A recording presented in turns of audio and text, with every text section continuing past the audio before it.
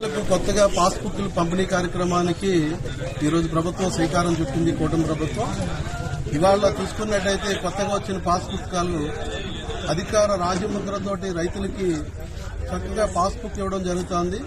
గత ప్రభుత్వం central government funds తోటి రీసర్వే నిర్వహించి ప్రభుత్వ డబ్బులన్నీ కూడా దుర్వినియోగం చేసి వాళ్ళ సొంత ఫోటోలు, సొంత రాళ్ల మీద ఫోటోలు వేయడానికి ఆ డబ్బుల్ని కాంట్రాక్టర్లకు ఇచ్చి అది పూర్తిగా పనిచేయకుండా డబ్బులు రాజేసి ఆ డబ్బంతా ప్రజాధనం దుర్వినియోగం చేసినటువంటి పరిస్థితి.